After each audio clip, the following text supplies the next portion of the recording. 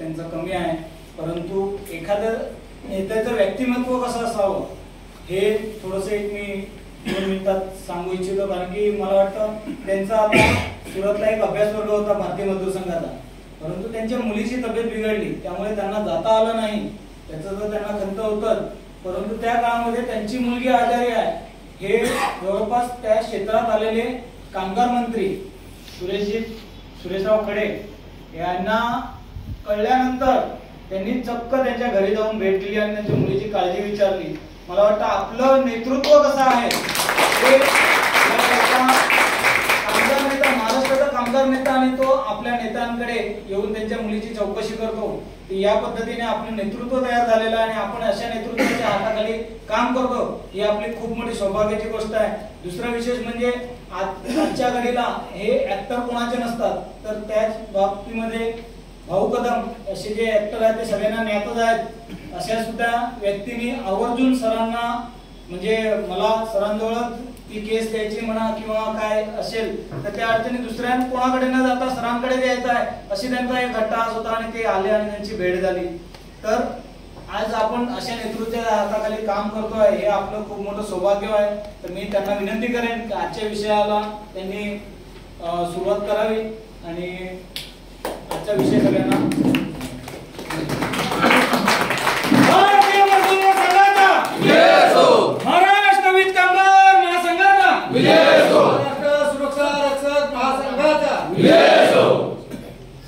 वंदे मातरम, वंदे मातरम, भारत माता की जय.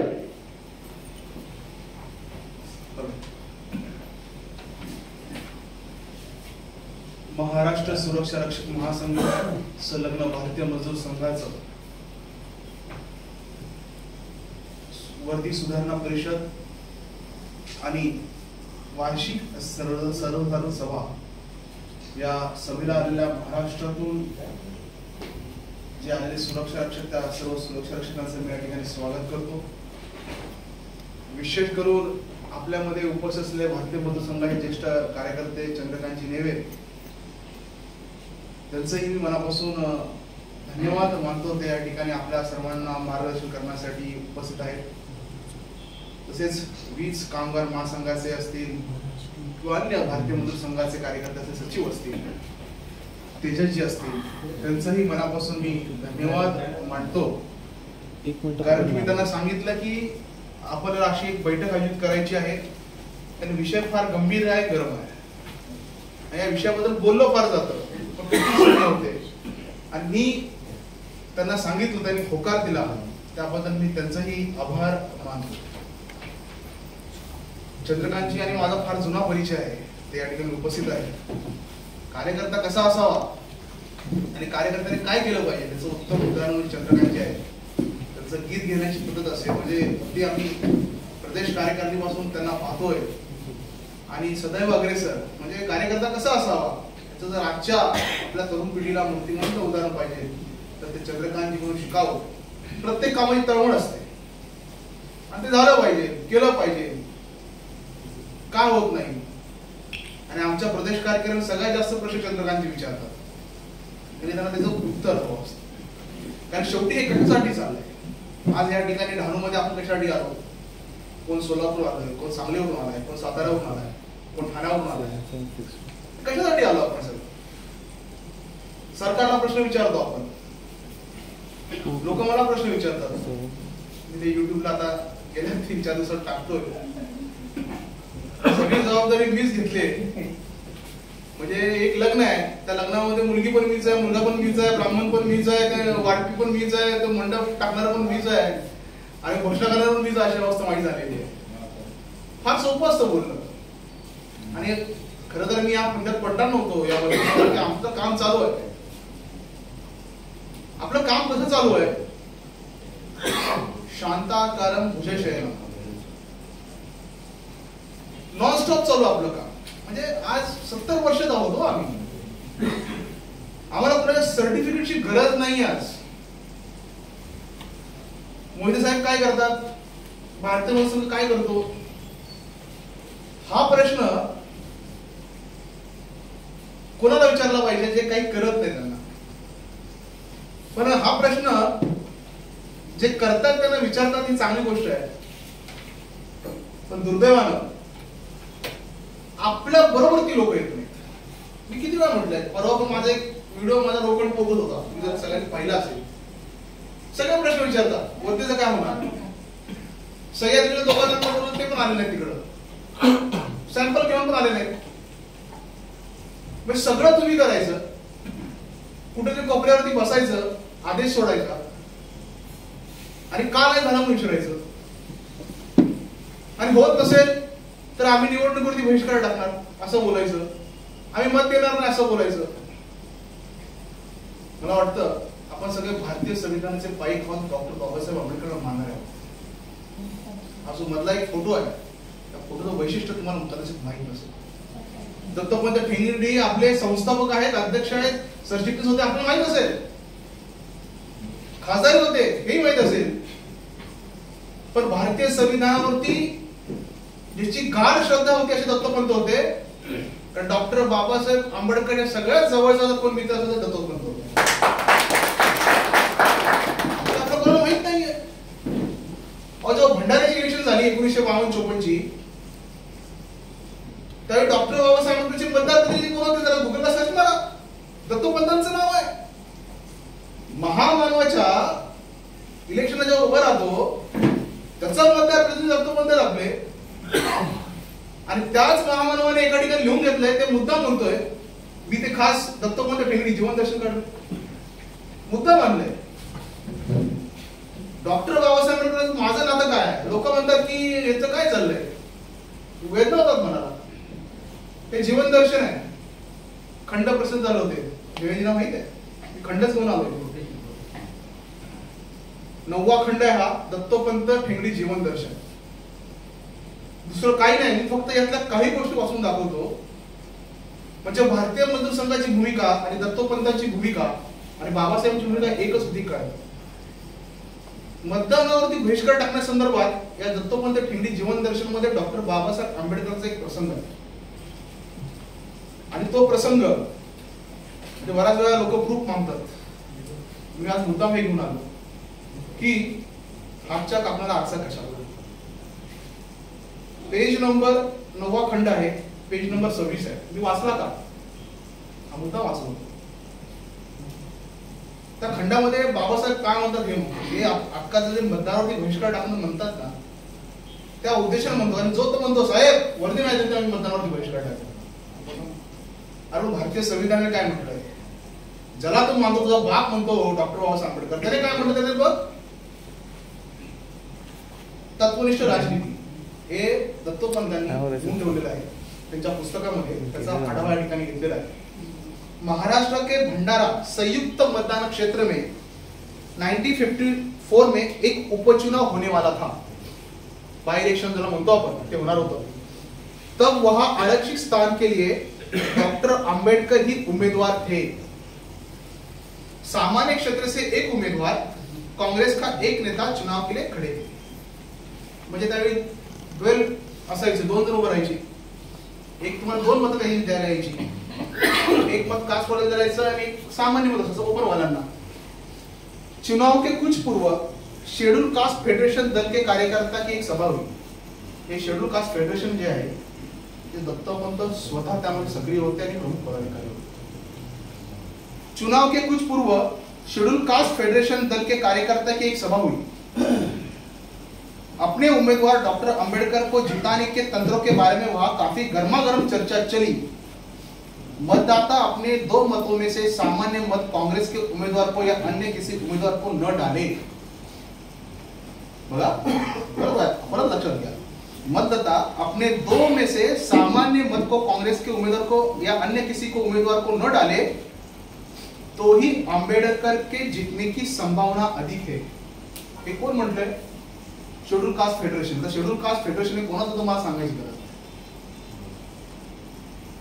अंत सामान्य मत को बेकार करने के बारे में उस सभा के विचार सामने आया. म्हणजे काय केलं, ठराव केला शेड्यूल कास्ट फेडरेशनने की एकच मत करायचं, बाबासाहेबांना करायचं, दुसरं मत आपण बाद करायचं, जसं नोटा, आजच्या भाषेत नोटा पकडतात, द्यायचंच नाही किंवा नोटाला द्यायचं.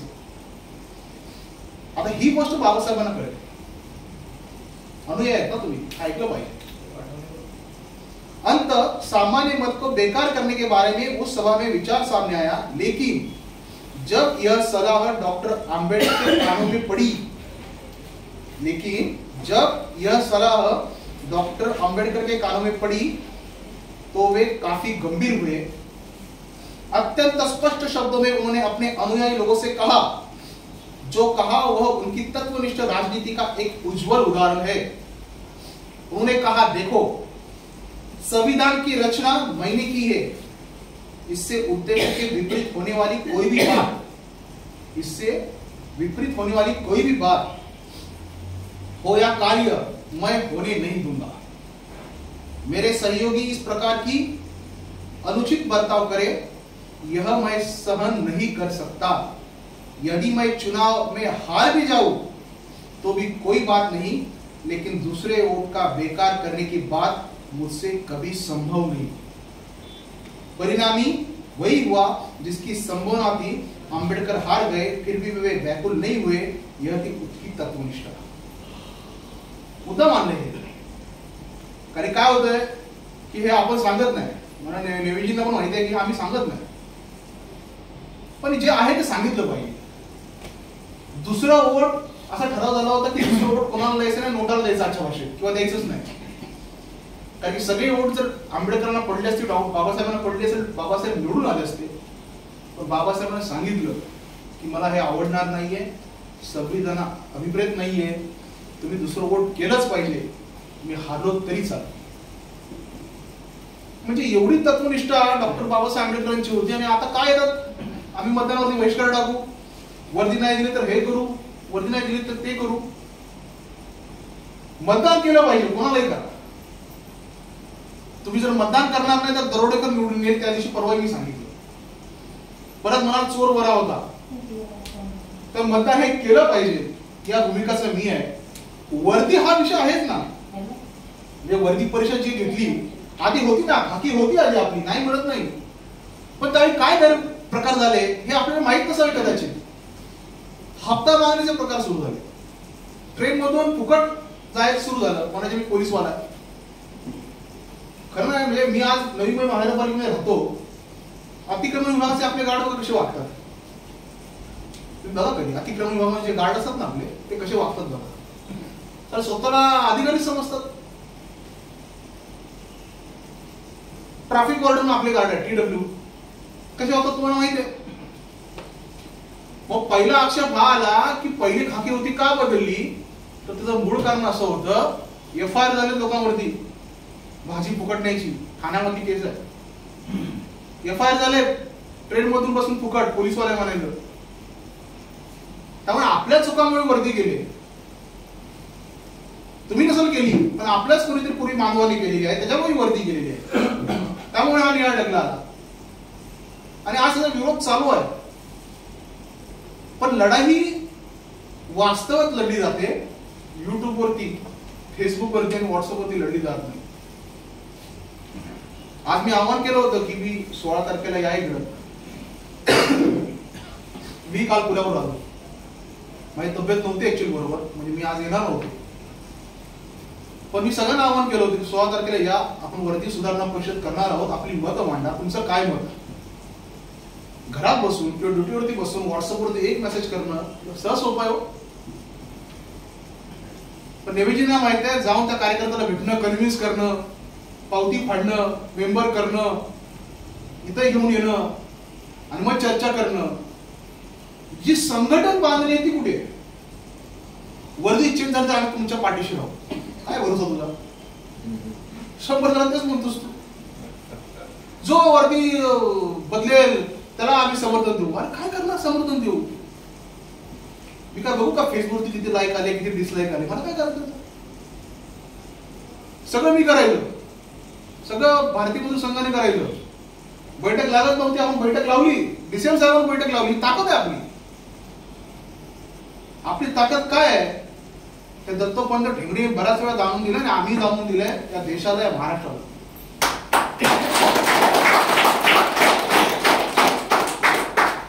दत्तोपंत ठेंगडी असताना दिल्लीमध्ये मोर्चा निघाला होता, जसवंत सिंग मला वाटतं अर्थमंत्री होते,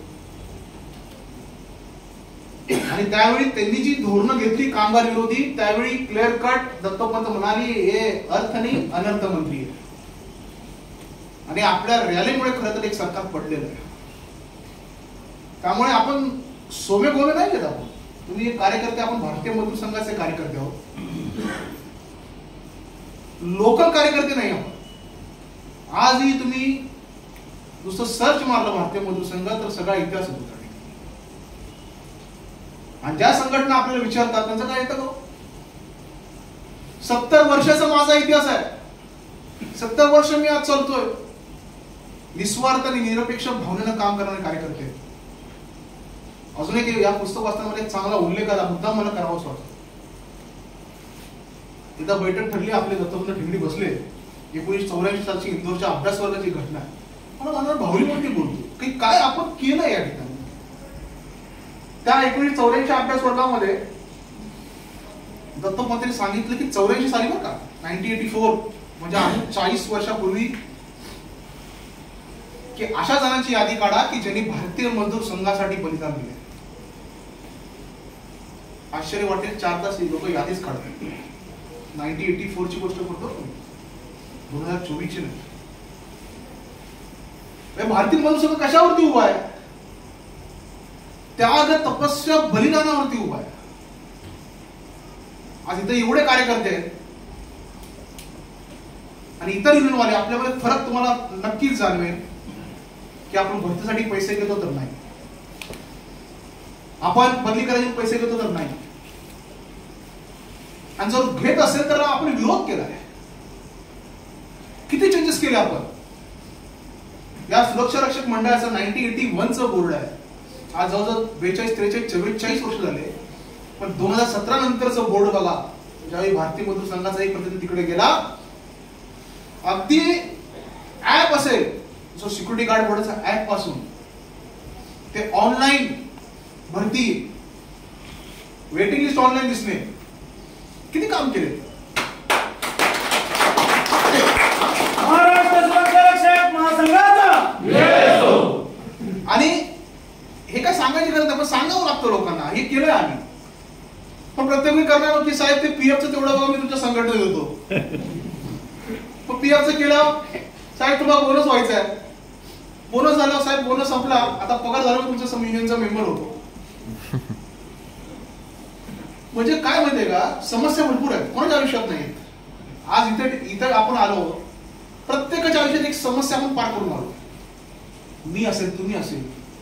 आज घरापासून एवढा दूर डहाणू सारख्या ठिकाणी, सांगलीपासून आले कार्यकर्त्यांनी, सोलापूर कार्यकर्ते, का त्यांच्या अडचणी नसतील आले त्यांना? आपण त्याला पैसे देऊन आले का? आले कारण की जाणीव असते ना, जाणीव ही खरी जाणीव असते. त्यामुळे तुमच्या सगळ्यांचं मी कौतुक करतो, या ठिकाणी तुम्ही आले. आणि काम कधी तळमळ लागते व नुसतं बोलून जमत नाही. नुसतं व्हॉट्सअपला मेसेज केला, फॉरवर्ड केला की काम भागत नाही. प्रश्न विचारणं किती आहे सांगा, आपल्याला किती प्रश्न विचारतात लोक. पण तुम्हाला सांगायचं आहे की प्रश्न जरूर विचारा, पण जमिनीवरती येऊन प्रश्न विचारले पाहिजे ना. या ना इकडे. आज आम्ही घेतली होती वरती सुधारणा परिषद, किती जण आले? का नाही इकडे प्रश्न उपस्थित केले? आज ठराव मांडणार आहोत. मुख्यमंत्र्यांकडे असेल, गृहमंत्र्यांकडे आम्ही ठराव पाठवू. कामगार मंत्र्यांशी बोलून घेतो. मी एक वाक्य ऐकलं असेल कायम, जिसकी जितनी संख्या भारी उतनी उसकी हिस्सेदारी. मला विचारलं तर भारतीय मजदूर संघ मला विचारतं, माझी मातृसंस्था आहे, की विशालजी ठीक आहे तुमचं सगळं, कामगार मंत्र मिटिंग लावली, डिसेंबर मिटिंग लावली, तुमची संख्या काय, किती कार्यकर्ते तुमचे, मेंबरशिप किती आहे? मागच्या वेळी होता संदीप बोलला काय 300-400 आकडा सांगितलं सर, 450 आकडा सांगितलं. आता बोललो आपण सगळं मोठं की कामगार मंत्री माझ्या ओळखीचे, डिसेंबरला बैठक लावून मी बैठक लावली, डिसेंबर साहेबांना लगेच होकार केला, सगळं केलं. तर किती संख्या हमारी? 450 पेड मेंबरशिप. कोण विचारणार तुम्हाला? कुत्र विचारणार का? काय आपण ती 450 4,500 करू शकत? आणि आपण तयार आहोत तर लोक का होत नाही? आणि परत म्हणायचं की सुरक्षा रक्षकांमध्ये एकजूट नाही. त्या एसटी वाल्यांची वा कशी पगारवाढ झाली, वीज कंत्राटीवाल्यांची कशी पगारवाढ झाली.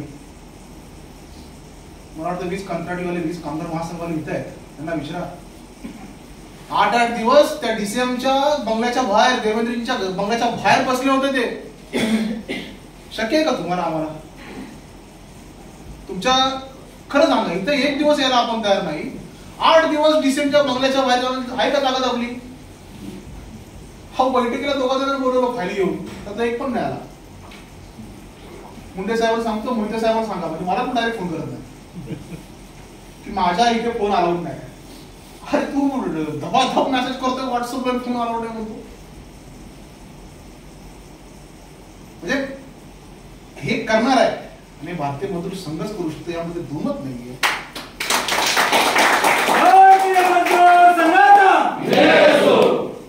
परंतु जेव्हा मला विचारतात की तुझ्या हातातली मेंबरशिप किती आहे, हाताळ्या हातावरचं काम किती आहे, तुझ्याकडे किती लोक आहेत, तेव्हा मी महाराष्ट्र प्रदेश कार्यक्रम 450 आकडा सांगतो.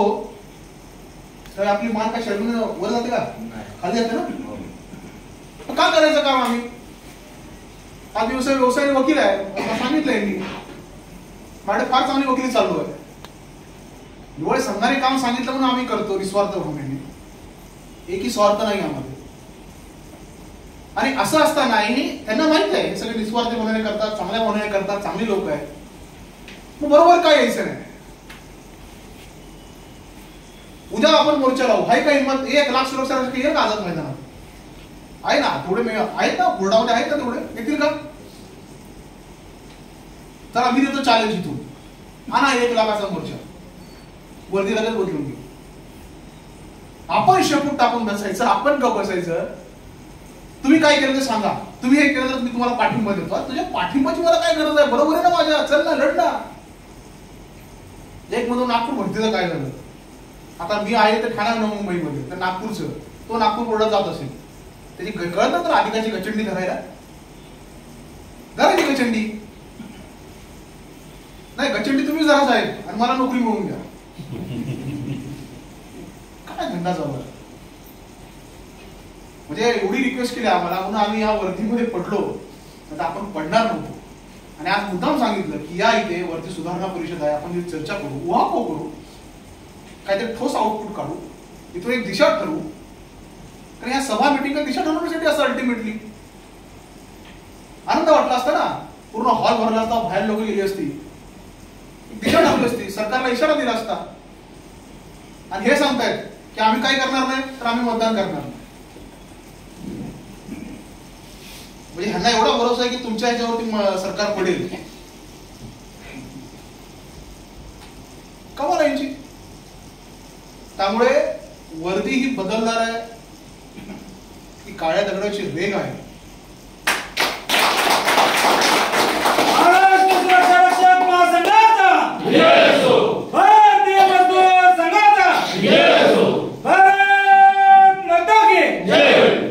विशाल दादा तुम आगे बढ़ो, हम तुम्हारे साथ हैं. विशाल दादा तुम आगे बढ़ो, हम तुम्हारे साथ हैं. त्यामुळे फक्त थोडा वेळ लागेल. पण आज माझी ड्युटी अशी आहे, माझा फोर्स असा आहे, मी जर म्हटलं आज आपल्याला आंदोलन करायचं आहे, आझाद मैदानाला बसायचं. एसटी महामंडळाने कसं चक्काजाम केलं होतं. आपले अर्धे पहिले शेपूट टाकतील, मध्ये माझ्या नोकरी जातो, मी घरी बसतो, नाही तर मी इकडे जातो. म्हणून डेअरी करावी लागेल, बाहेर पडावं लागेल. तुम्हाला जर माझ्या नेतृत्वावर विश्वास आहे, भारतीय मजदूर संघावरती विश्वास आहे, सुरक्षा रक्षक महासंघावरती विश्वास आहे, तर आपण नेऊ ना विषय तडीस. या ना, भेटा ना मला, बोलू आपण एकत्र. पण असं न करता फक्त गप्पा मारणं ते फार सोपं आहे. मंत्रालयाला टपाला जायचं, एक पत्र टाकायचं, बोंबाबोंब करायची. झालं, हे ठरलं, हे ठरलं, फोटो काढले, झालं, ठरलं. प्रोसेस आहे त्याला सगळ्या गोष्टीला. आणि डीसीएम साहेबांबरोबर बैठक आल्यानंतर तरी सुरक्षा रक्षकाला जाग यायला होती की आपली ताकद काय, आपण काय करू शकतो. बैठक लावा, बैठक लावली. बैठक आता मला त्या वनिता सिंगल मॅडम बरोबर बैठक लावा, त्या प्रधान सचिव बरोबर, तर त्याबरोबर बैठक लावू. काय ते फायनल करून घ्या म्हणतात. तू कुठे बाबा? नाही, मी ड्युटीवरती येऊ साहेब, मी काही येऊ शकत नाही. माझा काय संबंध आहे? माझा ऍड्रेस चेंज होणार आहे, माझा कमी चेंज होणार आहे नाही. मग तुम्ही संघटना चालवता, अरे पण तू मेंबर आहेस का? नाही असं विचारायचं नाही, मेंबर आहे का? मग साहेब बघा हे बघा ना, हे विश्वासात मेंबर आहे का? मग पावती फाडताय, चुकीच आहे. मग दुसऱ्या संघटनाला कोणतरी येतो, तो मग तुम्ही फुकट काम करतो.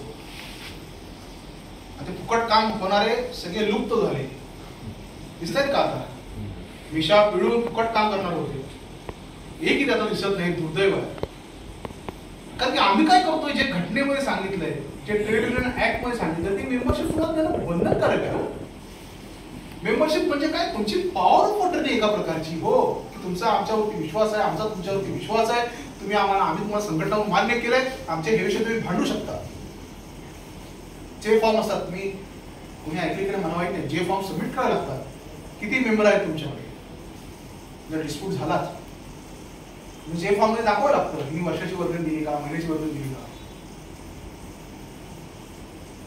फक्त काम करा. आणि ह्याच्या व्यतिरिक्त यांची एक सवय जी सगळी बदलली पाहिजे, की 1-1.5-2 लाख देतील भरती करण्यासाठी,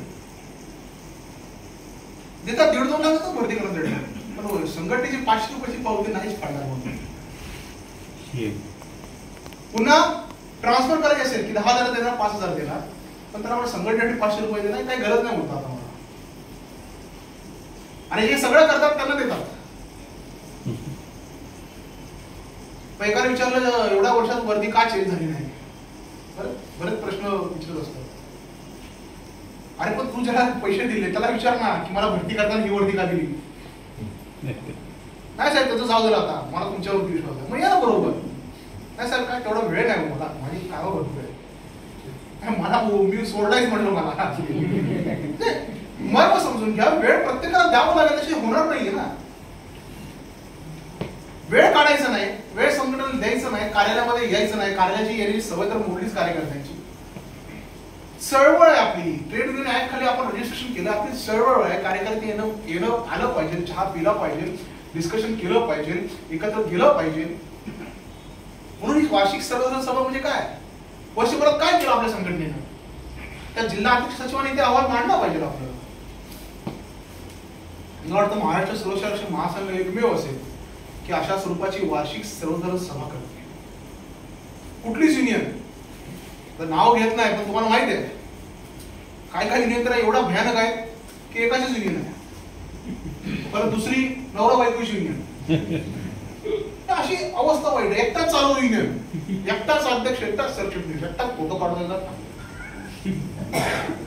पदाधिकारी आहेत की नाही? आज मी जरी या ठिकाणी लेट आलो असेल तर माझी बैठक कॅन्सल झालेल्याचा मला अभिमान आहे. शेवटी तुमच्यासमोर बसले सगळं सुरक्षा रक्षक आहेत. आज भारतीय मजदूर संघाच्या चांगल्या जबाबदारीवरती आहेत. जिल्ह्याच्या भारतीय मजदूर संघाचा प्रमुख जबाबदारी असलेले लोक आहेत. प्री ट्रेन झाली ना आज, काय विशाल मोदी संघटना नाहीये, भारतीय मजदूर संघाची संघटना आहे. तिची रीती नीती बाकी सगळी सिस्टम वेगळी आहे. आज 2 टर्म नंतर मी नसणार आहे इथे, पण दुसऱ्याला सांगायचं नाही का? आज मी बऱ्याच वेळा अनिलला पाठवतो बैठकीला, विचारा मंत्र्यासमोर बैठक असेल, मला काय जायला सगळ्यांनाच आवडतं, मंत्र्यासमोर जाणं, फोटो काढणं, कोणाला आवडतं. तर मी अनिलजींना जावं म्हणतो, माझ्या वतीने जावं. आमचे म्हणतात साहेब नाही तुम्ही आलं पाहिजे, कशाला? कारण काय कोणाला तरी तयार केलं पाहिजे, आपल्या हातातील बॅटन हा दुसऱ्याच्या हातामध्ये दिला पाहिजे, तरी समोर वाटत.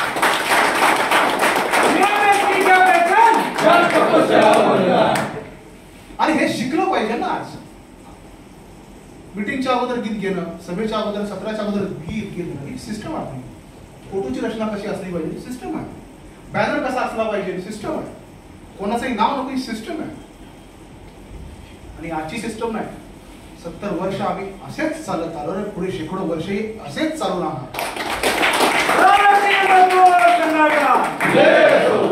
यावत चंद्र दिवा करो, हे भारतीय मजदूर संघ हा कामगार क्षेत्रासाठी झगडणार. आणि वरती तर तुमची शुल्लक आहे हो. या देशातले एवढी गंभीर प्रश्न या भारतीय मजदूर संघाने सॉल्व्ह केले, तुम्ही विचार करू शकत नाही.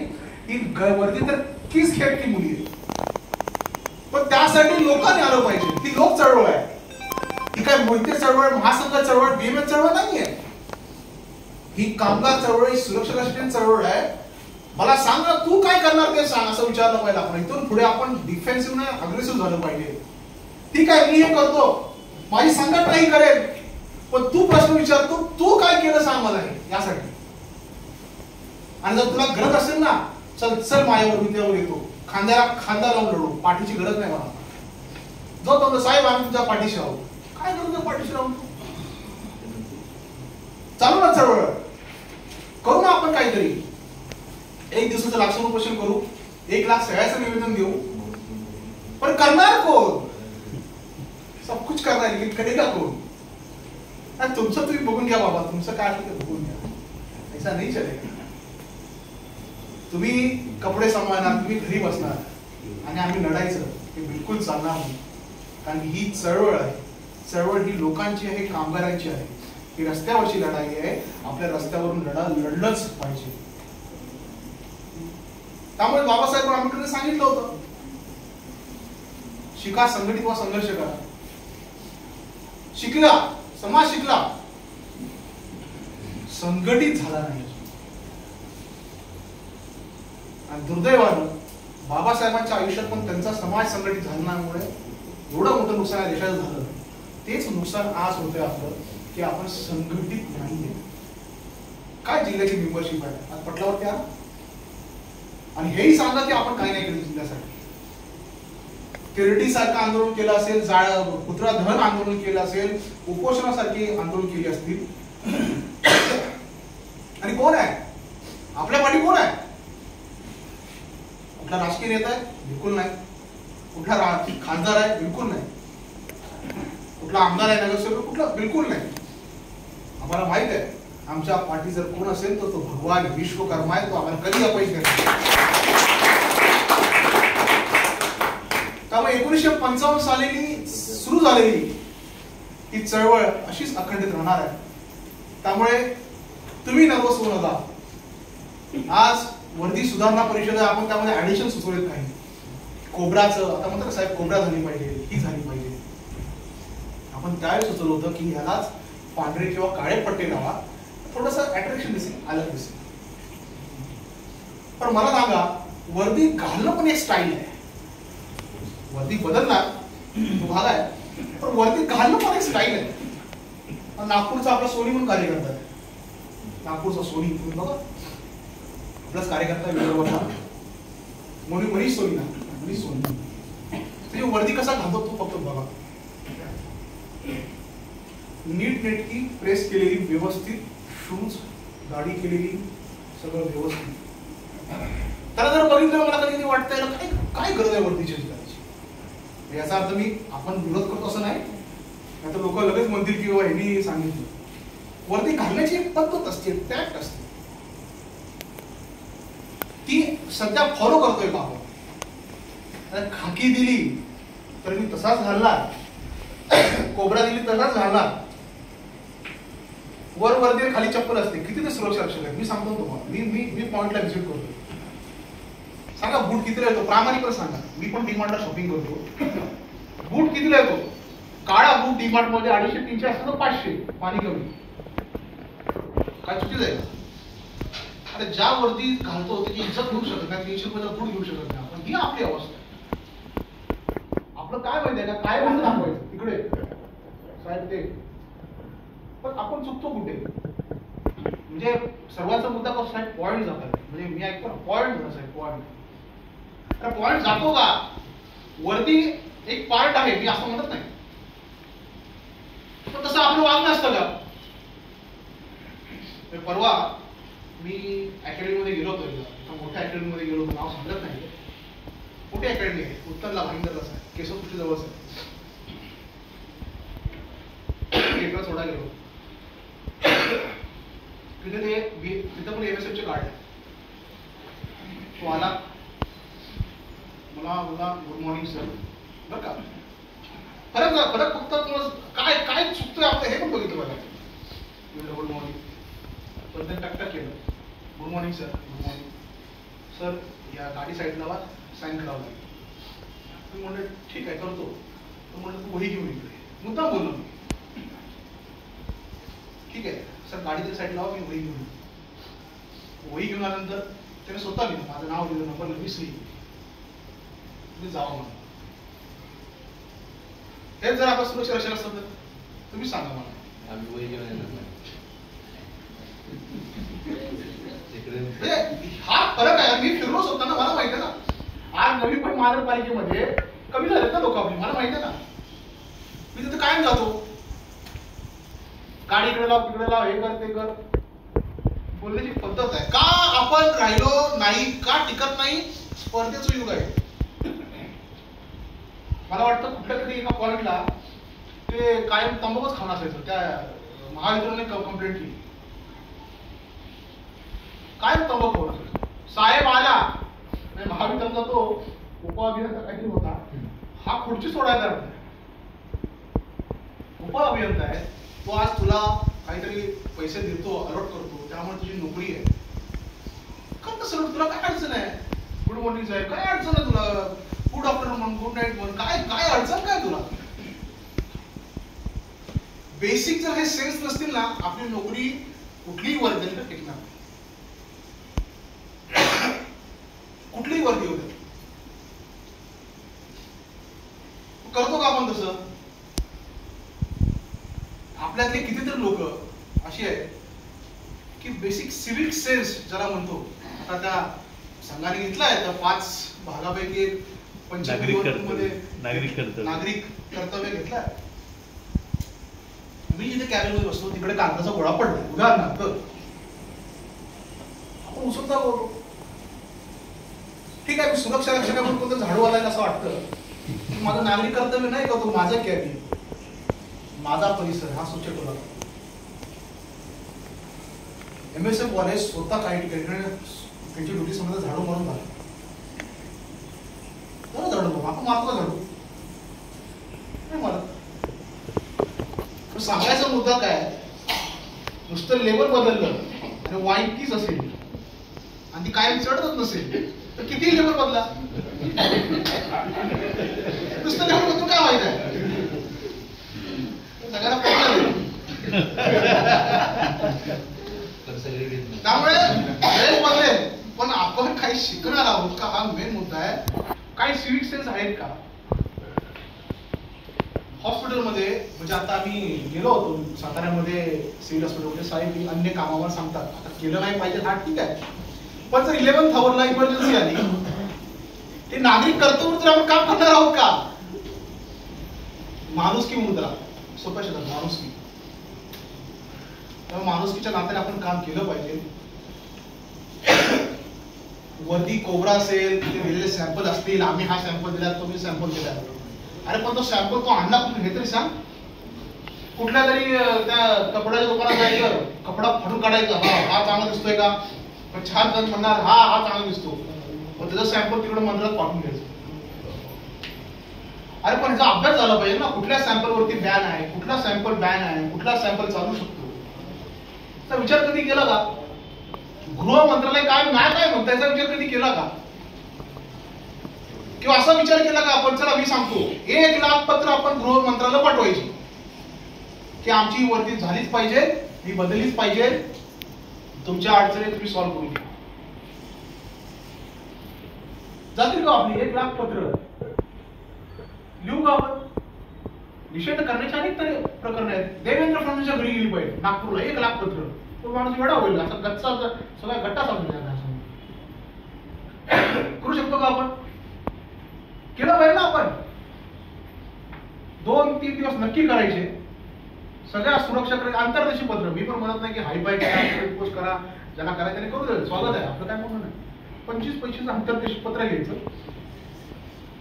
त्यावरती आपलं नाव लिहायचं, सुरक्षा रक्षकांची वर्दी बदली झालीच पाहिजे, आपलं नाव पत्ता टाकायचा, भारतीय मतदारसंघाला टाकायचं. भारतीय मतदारसंघ का टाकायचा? त्यांना कळत एक बोर्ड करत आहे, म्हणजे आपल्याला त्यांनी चर्चेला तरी बोलवतो. मी आज म्हणतो ना, करू प्रयत्न आपण. चला 1 लाख पत्र देवेंद्रजींच्या घरी गेले, पत्राचा ढीक लागलाय, तो माणूस वेळाच होईल ना. काय चाललंय का रोज 20-25 हजार पत्र? कसं वाटतं? प्रोटेस्ट करण्याचे बरेच प्रयत्न आहेत, बरेच नुकसे आहेत त्याला म्हणतो, आणि हे वापरले पाहिजेत. म्हणजे कोरोना काळात आपण वापरला होता ना, भारत आंदोलन केलं होतं आम्ही साहेब कोरोना काळात, ऑनलाईन. बरेच वर्ष फोटा मी एअरस्टेलला पाठवते. तो म्हणतो साहेब व्हॉट्सअप उठून सगळे अर्धे नगर फोटो माझ्यावर. मग तू काम कर म्हणलं आमचं. त्यामुळे तो निर्णय झाला की सुरक्षा रक्षकांना 2 महिन्याचं कमीत कमी 2-1,000 रुपये त्याच्या अकाउंटला. म्हणजे आंदोलन करण्याचे विविध प्रकार आहेत, पण ते आपण केले पाहिजे, संघर्ष केला पाहिजे.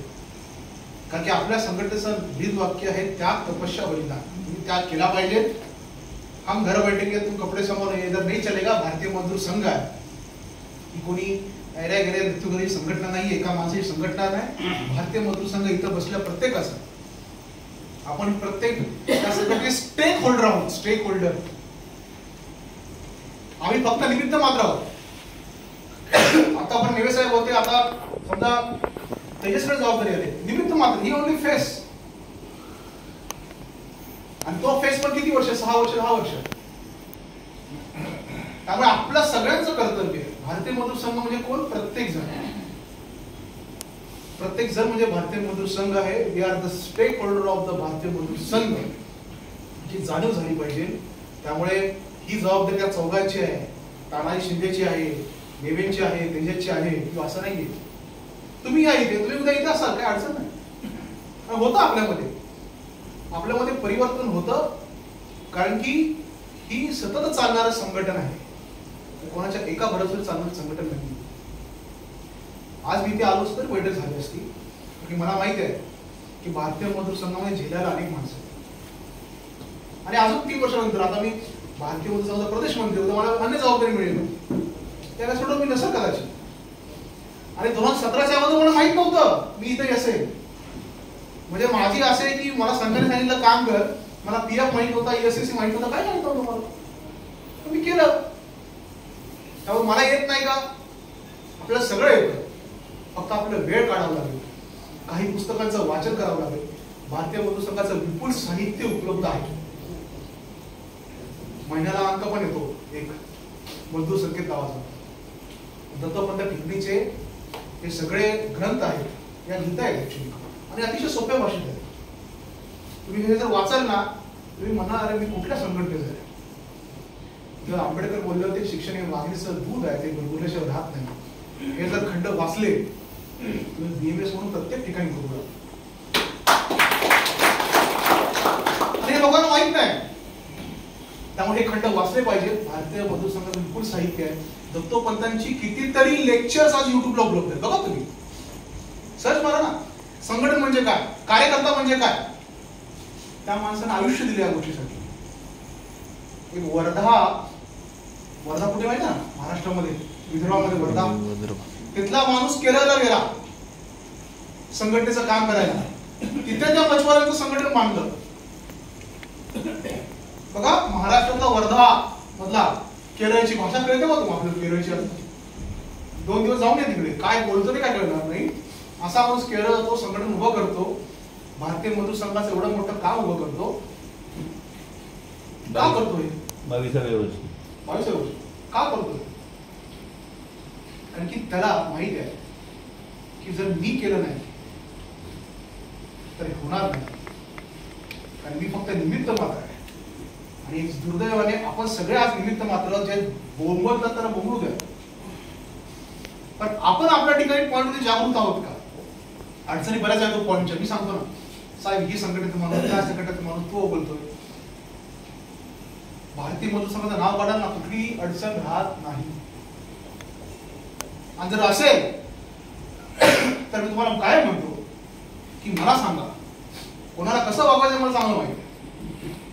कारण मी काय नोकरीला नाही, मी सरकारी नोकरी नाही, काही नाही. आणि आपण बरीच उदाहरण प्रस्थापित केली की आपण काय काय करू शकतो. पगारवाढीचा विषय असेल, बोनसचा विषय असेल, अगदी सिलाईचे पैसे आपण अकाउंटला दिले. किती विषय केले आपण, तरी पण आपण करत राहणार आहे. जेवढे असतील तेवढं आपण करू. शेवटी एवढंच बोलेल, म्हणजे वेळ झालाय आलं एवढंच म्हणेल की हे सदैव चालणारं संघटन आहे आणि हे कार्यकर्ता निर्माण करणारं संघटन आहे. तुमच्यासारखाच मी होतो एक कार्यकर्ता. विद्यार्थी परिषदेचं काम करायचं, कुठे बसायचो. आज इकडे बोलतोय असं हे संघटन आहे, प्रत्येकाला व्यासपीठ देणारं संघटन आहे. आपण जिल्ह्यातले नेते आहोत, प्रमुख कार्यकर्ते आहोत. प्रत्येक जिल्ह्यामध्ये अशा बैठकी घेतली पाहिजे. का नाही घेत? तुम्ही घेतल्या पाहिजे. आणि प्रत्येक वेळी तुम्ही निदान कार्यकर्त्याचा संपर्क वाढवा, सहज संपर्क, काय अडचण नाही. माझ्या पॉइंट पासून ते घरापर्यंत जाताना बघा ना किती पॉइंट लागतात रस्त्यामध्ये सुरक्षा रक्षकांची. हाक मारायची सहज, चहा प्यायचा किंवा चहा त्याला पाजा, काय अडचण. शेवटी तुझं माझं काहीतरी नातं असल्याशिवाय तो तुमचा मेंबर होणार नाही हो. जेव्हा त्याला वाटेल की तेरी मेरी क्या सगाई, आणि तो म्हणेल हम दोनों है भाई भाई, तेव्हा तो मेंबर होईल ना. का तुमचा मेंबर व्हायचं असं बरं असं साहेब तो होत नाही, का होत नाही. तू संपर्क वाढव ना, दोस्ती वाढव, मैत्री कर, भेट त्याला, जा पॉइंटला, चहा पिल्यावर संपर्क कर, त्या सुखदुःखात उभा राहा त्याच्या. मग तो साहेब काय झालं ते वेळ नाही हो, म्हणजे काय असतं साहेब, ड्युटी असते दिवसातल्या 24 तास, तसं प्लॅनिंग आपण करायला शिकलं पाहिजे.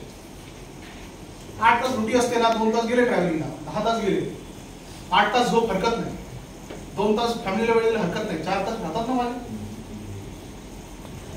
प्रत्येकाचा स्क्रीन टाइम आता जर चेक केला ना, 4-4, 5-5, 6 तास गेले स्क्रीन टाइम मोबाईलचा. का संघटनेला वेळ देऊ शकत नाही? मी काय म्हणतोय, फक्त माझ्या पॉइंट पासून घरापर्यंत जाताना रोज 1 किंवा 2 पॉइंट करेल.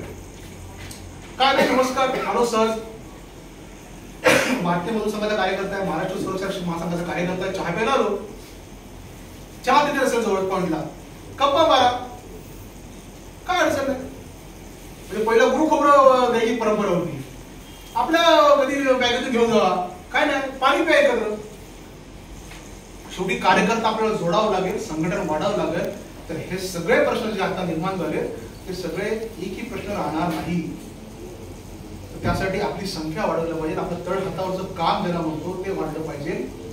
आणि जेव्हा तुझी संख्या वाढेल, जिसकी जितकी संख्या भारी उतकी उतकी हिस्सेदारी, जे म्हणतो राजकारण तेच आहे ना. आपण म्हणतो शिंदेला घेतला आणि अजित पवारला घेतला का, संख्या भारी.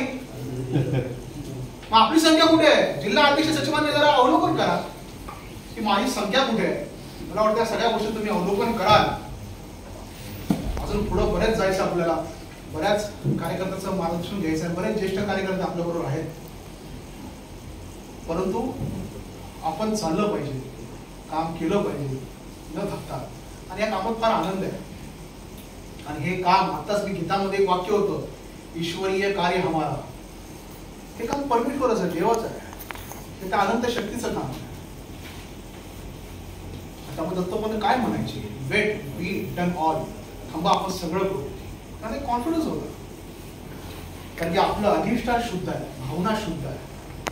ज्या कार्यकर्त्यांना आजपर्यंत बलिदान दिलं, असंख्य कार्यकर्त्यांची त्यांची भावना शुद्ध होती. त्यामुळे भारतीय लोकसंघ आज हे वेगळी नाही. त्यामुळे आपण घरातून बाहेर पडलो पाहिजे, प्रयत्न केले पाहिजे. अडचणी आहे, अभ्यास वर्ग आता आपण घेणार आहोत. साताऱ्यामध्ये सज्जनगडवरती अभ्यास वर्ग घेणार आहे. सांगू ना कशी गेट मिटिंग घ्यायची, कसं पत्रलेखन करायचं, कशा बैठक घ्यायच्या, कसं शेड्यूल तयार करायचं, सगळं शिकू आपण.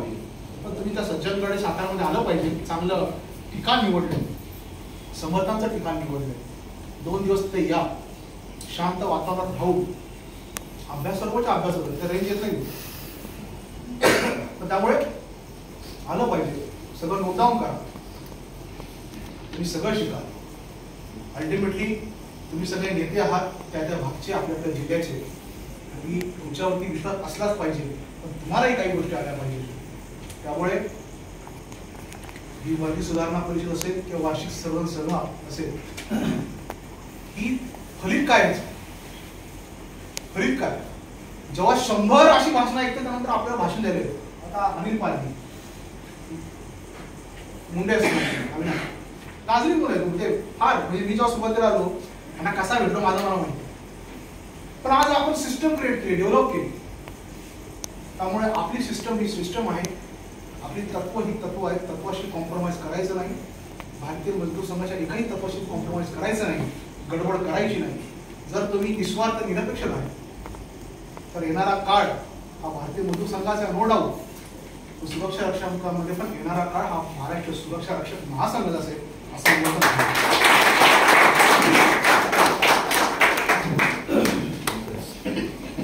भारतीय मजदूर संघाचा